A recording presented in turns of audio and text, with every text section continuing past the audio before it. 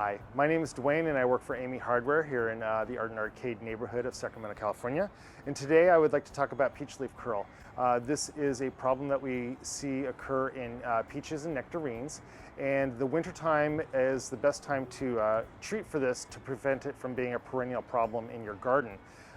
Peach leaf disease is a fungus, and it doesn't normally kill the trees. However, it can make them susceptible to being killed off by something else like winter stress or some other disease by lowering the immune system of the trees. It can also affect the crop by reducing the crop or reducing the quality of the crop. So at this time of year, as we're going into dormancy for the trees, we're going to do 1 or 2 sprayings in the dormancy period, with the first one being about now when the trees have lost about 90% of their leaves. And the last time that you can spray would be what's called bud swell, which would normally be before the leaves emerge, but the buds are beginning to push out from the stems of the plant. Anyhow, we're going to talk about mixing these, but first of all, you're going to want to make it a point to read the instructions that are included in the chemicals so that you're well familiar with the mixing instructions as well as the safety instructions and what sort of safety personal equipment that you're going to need to be wearing in order to spray safely for yourself. And then there's also one other thing that I would like to discuss with spraying a copper fungicide. I will be explaining that I want you to spray the spurs, the branches, and the trunk of the tree. And if you haven't sprayed very often, I would say it's okay to go ahead and spray the ground after you've raked up the leaves. But if you're a frequent sprayer of this and you're just doing a refresher on how to use this product, or if you intend to use this product in the future for spraying peaches and nectarines in your garden, you would want to occasionally not spray the ground because you could get a buildup of copper in the soil that could be detrimental to your soil biology.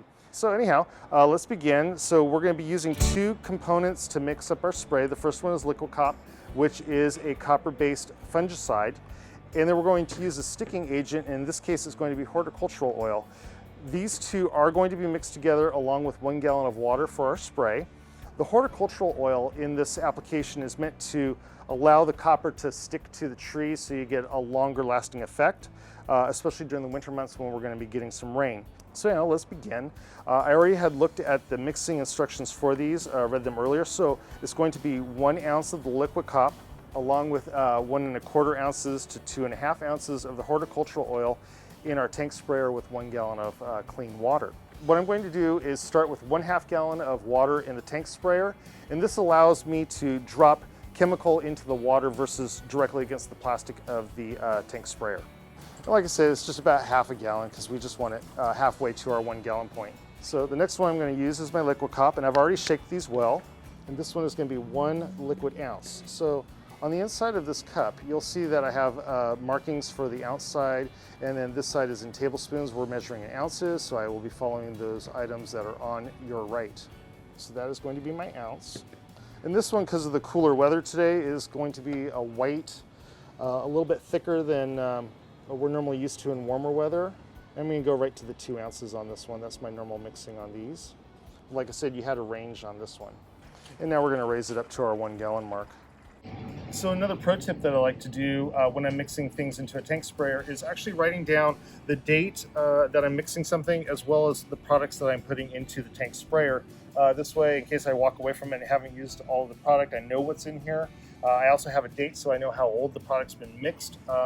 And if anybody else were to pick up this tank sprayer, they would know what I've put into here. So the next stage is going to be agitating this product, and it's going to take about a minute of shaking to get it thoroughly mixed and all of those particles mixed in together.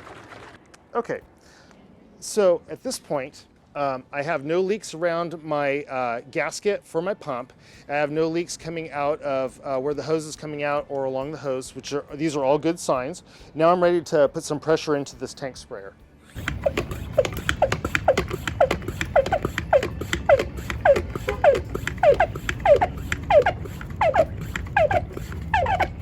Okay, so I feel a good amount of resistance. So at that point, I know I've got a good charge of air on this tank sprayer.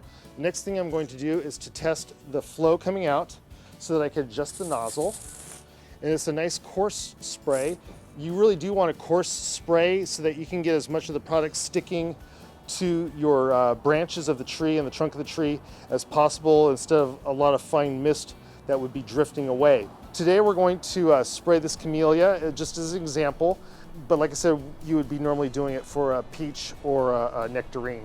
So when you spray, you're going to want to spray to the point of runoff. So it's going to get fairly wet, and you want, like I said, you want to spray all of the spurs, the branches, and the trunk of a tree when you do this. And like I said, if you spray the ground occasionally, that would be okay, because there are going to be some fungal spores on the ground, and this would be a good way to neutralize those. As you can see, it's just now beginning to run off. That should be good, and this would be the first spraying of 2 or 3 for the dormancy period. So when you finish spraying, I would like to talk about 2 ways that you can relieve the extra air pressure inside your tank in a safe manner so as to not get products sprayed upon you. Most of the tank sprayers nowadays come with a pressure release valve. We're not going to open this one yet, but I'm going to show you another technique if you do not have one of these. And what we're going to do is we're going to flip the tank sprayer upside down. So the draw hose is now into the air portion of the tank sprayer, and I'm going to just release this product until I lose all of my air pressure. Okay, so now at this point, I can safely open this lid without it blasting me. So that's all good to go.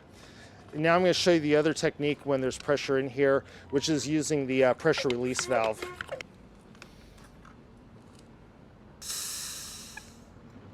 So now the pressure is released and you're safe to remove the pump mechanism. Once the tree has pushed out new leaves past the point of bud swell, it's too late to use liquid cop as a form of fungal control.